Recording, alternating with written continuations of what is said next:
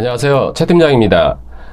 오늘 영상은 채권 채무 관계 중에서 채권의 이제 원인이 뭐 판결문이나 공정증서일 경우에 그럴 경우에 이제 강제 집행을 뭐 하는 경우가 있습니다. 그럴 경우에 채무자의 통장을 주거래은행에 통장을 이제 압류를 해서 금융 계좌를 압류를 해서 채권 추심을 진행을 할 경우에 알아봐야 될 사항에 대해서 간략하게 살펴보도록 하겠습니다. 자, 먼저 채권을 이제 압류를 하려고 그러면은 판결문이 이제 있어야 되겠죠. 아니면은 공정증서 같은 경우는 이제 재판을 거치지 않고 만약에 채무자가 변제 기일에 변제를 하지 않을 경우에는 바로 집행문을 띄어서 강제 집행을 할 수 있는 이제 그런 서류를 이제 공정증서라고 합니다. 뭐 종류로는 약속보험에 의한 공정증서도 있고요. 그 다음에 금전소비대차 계약에 의한 공정증서, 이렇게 이제 통상적으로 이제 두 가지가 이제 많이 쓰이게 되는데, 차이점은 약속보험의 공정증서는 소멸시효가 이제 3년에 해당이 되는 거고, 금전소비대차 계약에 의한 공정증서는 소멸시효가 이제 10년에 해당되는 거. 그것만 좀 내부적으로 이제 차이가 좀 있고, 나머지 이제 재판을 거치지 않고 바로 강제 집행을 할 수 있는 이런 권리가 부여된다는 거는 뭐 동일하다고 보시면 되겠습니다. 자, 그러면 이제 결국에는 이 판결문에 의한 뭐 채권도 은행을 이제 압류를 할 수가 있는 거죠. 자, 그랬을 경우에 은행을 이제 압류를 했는데, 예를 들어서 채무자가 자기가 부담을 갖고 있는 채무가 하나뿐만이 아니고 뭐 다른 채권도 있을 수가 있습니다. 예를 들어서 뭐 세금이 체납이 돼 있을 수도 있고, 또는 뭐 제3의 다른 채권자가 또 있을 수도 있기 때문에 그 통장을 압류를 했을 경우에 나 말고 다른 채권자도 그 채무자의 통장을 압류를 하는 경우가 있습니다. 자, 그러면은 이럴 경우에는 이제 예를 들어서 A라는 채무자에게 채권자가 3명이 있을 경우에 그 3명이 다 통장을 압류를 했다라고 가정을 하겠습니다. 그러면 예를 들어서 통장에 뭐 이제 잔액이 이제 들어 있는지 여부를 이제 알 수가 있겠죠. 자, 그럴 경우에는 압류를 할 당시에 은행에다가 진술채고를 이제 같이 신청을 하게 됩니다. 그러면은 통장이 이제 압류가 되면은 금융기관에서, 은행에서 법원에다가 통장에 뭐 개설이 되어져 있는지 여부, 또는 개설이 돼 있다 그러면은 그 통장에 잔액이 얼마가 들어있는지 여부, 이런 거를 이제 법원에 통지를 해주게 되면은 채권자가 그거를 이제 열람을 해서 잔액이 이제 얼마가 들어있는지, 아니면 계좌가 개설이 돼 있는지 이 여부를 알 수가 있는 겁니다. 이제 그렇게 해서 만약에 통장에 뭐 잔액이 이제 들어있을 경우에는 이제 추심을 이제 진행을 하면은 되겠죠. 은행에다가 이제 관련 서류를 이제 작성을 해서, 추심금 지급 요청서를 작성을 해서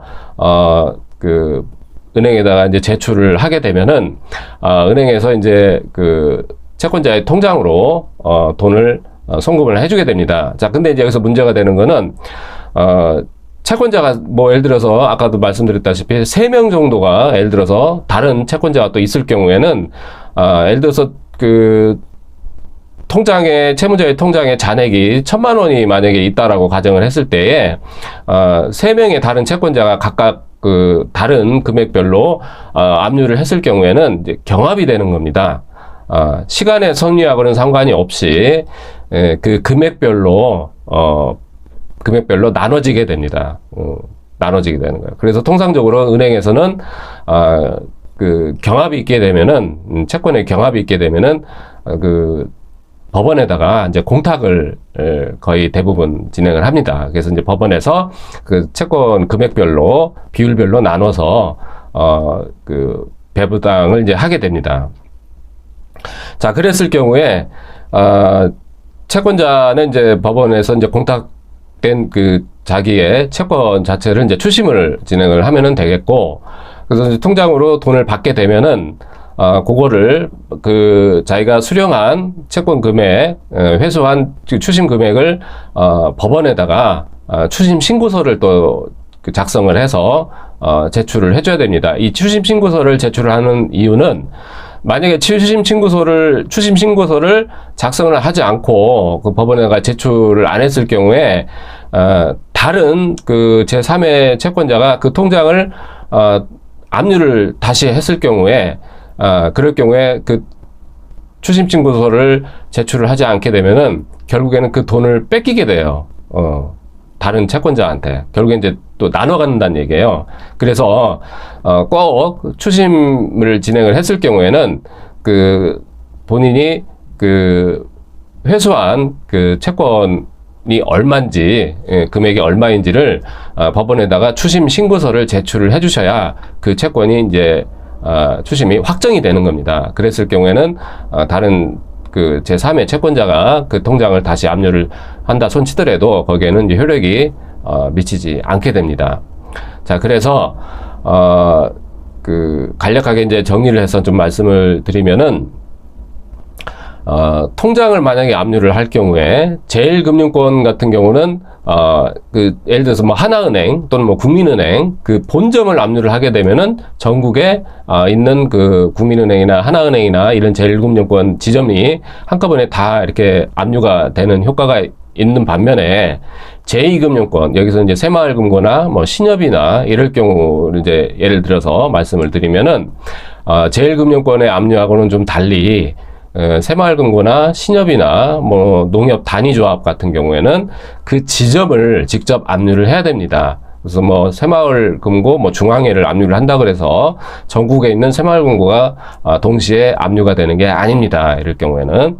그래서 제2금융권을 압류를 할 경우에는 채무자의 그 개설이 되어져 있는 그 제2금융권, 네, 그 지점을 직접 압류를 해야 압류 효과가 나타나게 됩니다. 그래서 제1금융권 압류하는 거하고 제2금융권 압류하는 거하고는 이제 그게 이제 그 가장 큰 차이점으로 보시면 되겠습니다. 그러니까 이제 제2금융권은 압류하기가 좀 사실 좀 까다로운 거죠. 뭐 본점을 압류를 한다 그래서 그 예하 그 지점이 다 압류가 되는 게 아니기 때문에 그런 부분에서는 이제 상당히 신중을 기해서 압류를 진행을 하셔야 되겠습니다. 그래서 만약에 통장에 이제 잔액이 그 모질해서 그 총 잔액이 185만 원이 채 안 되는 금액이 만약에 잔고가 있다고 했을 경우에는 최저생계비라고 그래서 185만 원 미만의 금액이 그 잔액이 들어 있을 경우에는 그 금액은 추심이 예외가 되겠습니다. 추심이 되지가 않습니다. 자, 그러면은 채무자도 통장이 압류가 되어 있기 때문에 못 찾는 거고요. 그 다음에 채권자는 당연히 최저생계비에 해당되는 금액밖에 없기 때문에 추심을 할 수가 없게 되겠습니다. 그리고 이제 나중에 그 채권이 만족이 안 됐을 경우에는 추가로 뭐 다른 통장, 예를 들어서 다른 금융기관을 또 추가로 못 받은 금액만큼 다시 또 재차 압류도 할 수 있습니다. 그러니까 압류는 이제 1회로 끝나는 게 아니고 채권이 만족이 될 때까지 계속 추가적으로 집행본의 발부를 받아서 압류를 할 수 있다. 이렇게 이제 간단하게 정리를 해서 말씀드리겠습니다. 자, 그래서 오늘은 그 채권 채무 관계에 있어서 채권의 이제 그 강제 집행하는 방법 중에 은행의 그 통장 압류 하는 거에 대해서 가장 일반적인 내용에 대해서 간략하게 알아보는 시간을 가졌습니다. 이상 최 팀장입니다. 감사합니다.